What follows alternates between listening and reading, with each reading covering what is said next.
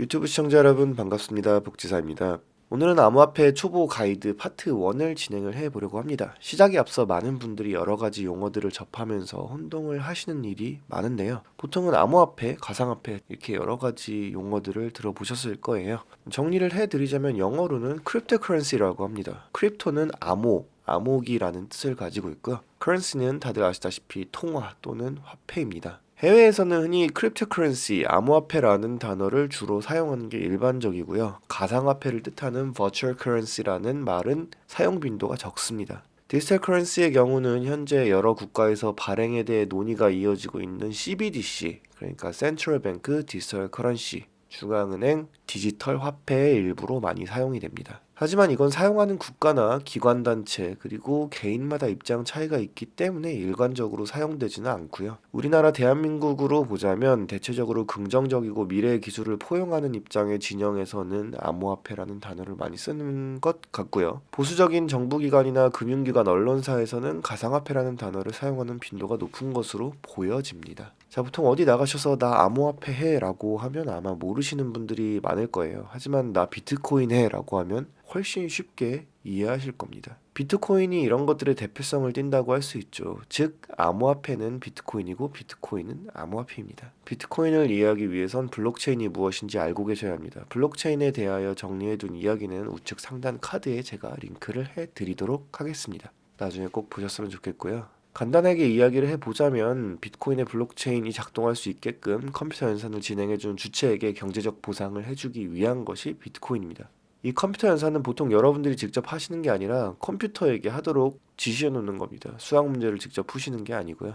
아무튼 비트코인 블록체인 상에서 정보를 주고 사이에서 컴퓨터 작업을 도와주고 그런 업무를 해 주었기에 그 보상으로 비트코인이라는 암호화폐를 받는 것이죠. 비트코인이 이런 암호화폐의 시초라고 할 수 있는 이유는 이런 순환 시스템을 최초로 대중화했기 때문입니다. 역사적으로는 비트코인 이전에도 98년도에 출시한 비먼이라는 것이 있었다고는 하는데요. 세상을 뒤집지는 못했죠. 역사는 승자에 의해서 기록되는 거니까 특별히 기억하실 필요는 없을 것 같습니다. 자, 이렇게 암호화폐는 블록체인 상에서 이루어지는 컴퓨터 연산을 진행해주고 그 보상으로 받는 경제적 보상책이다라는 개념에 대해서 알아보았는데요. 여기서 한 가지 더 추가 정보를 드리자면 위에 말씀드린 비트코인 블록체인을 동작하고 비트코인을 받는 일련의 과정들을 흔히 말하는 채굴이라고 하고요. 영어로는 마이닝이라고 합니다. 하지만 모든 코인들이 다 채굴이 가능한 것은 아닙니다. 어떤 코인의 경우는 특정 집단이 해당 코인을 모두 가지고 있고 해당 사업을 진행하기 위해 코인을 판매하는 경우가 있기도 한데요. 이런 것들을 일반적으로 ICO라고 합니다. 이 ICO는 이번 편이 아니라 나중에 정리를 해드리도록 하겠습니다. 자, 이제 코인의 종류에 대해서 이야기를 해보도록 할게요. 이 암호화폐 카테고리를 분류하는 것은 정말 다양하게 적용이 될 수 있는데 저는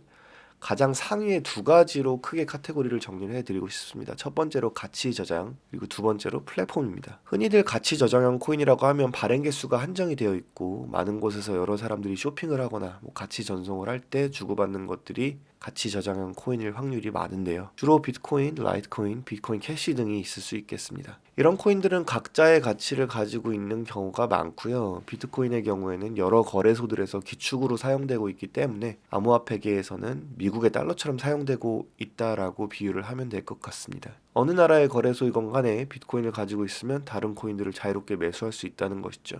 두 번째로 플랫폼입니다. 저는 이 플랫폼에서 더 이야기를 길게 아마 할 것 같은데요. 위에 말씀드렸던 비트코인, 라이트코인, 비트코인 캐시처럼 1세대 코인들은 주로 특별한 기능을 가지고 있지 않고 가치 저장의 기능만을 하고 있는 것들이 일반적인데 반면에 새로운 기능을 가진 그것이 탄생을 하게 됩니다. 바로 이더리움인데요. 이더리움은 스마트 컨트랙이라는 기능을 가지고 세상에 태어나게 됩니다. 이 스마트 컨트랙이라는 것은 스마트 계약 또는 블록체인 기반으로 체결하는 계약을 말하는 건데요. 말씀드렸다시피 이더리움에 처음으로 도입되었습니다. 어떠한 조건이 충족되면 지정된 행동을 하게 되는 그런 프로그래밍이라고 생각을 하시면 되겠는데요. 이걸 계약이라고 표현하는 거죠. 제가 간단하게 개념만 짚어드리도록 하겠습니다. 예를 들어서 이더리움을 통해 부동산을 거래하는 스마트 컨트랙을 만들었다고 가정을 해볼게요. 1 이더리움이 100만 원이라고 또 가정을 해보겠습니다. 있습니다. 과거에 이랬던 적이 있습니다. 토지 100평이 1억 원이라면 100 이더리움으로 거래를 할 수 있겠죠. 이 계약 위에 해당 부동산의 디지털화된 권리 증서 같은 거를 올려놓고 100 이더리움이 입금되면 해당 이더리움을 특정 주소로 전송하는 동시에 권리 증서를 입금한 입금주에게 건네주는 위와 같은 프로세스로 진행이 됩니다. 그러면은 중간에 중개해줄 사람이 아무도 없이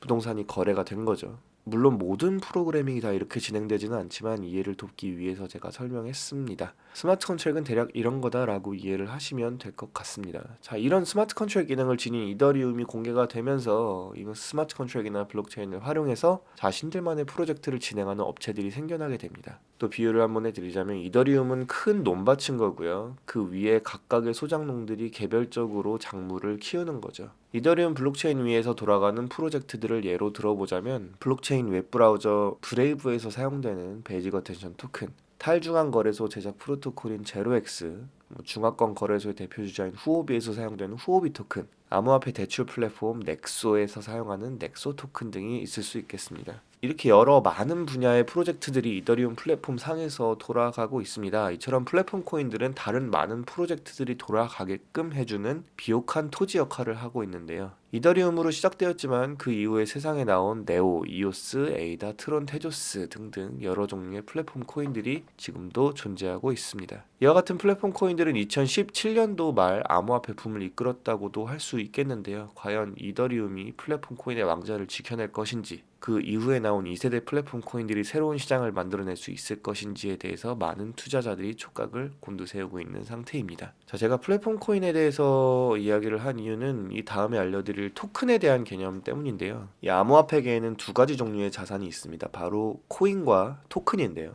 어떤 특정 외부 블록체인을 사용하지 않고 자신만의 블록체인, 한마디로 메인넷을 자체적으로 사용하는 프로젝트들을 코인이라고 부릅니다. 그러니까 다른 밭에 심어진 게 아니라 본인이 자체적으로 읽어놓은 밭에 뿌려지는 프로젝트들이고요. 그리고 그 결과에서 나온 것들을 코인이라고 하는 거죠.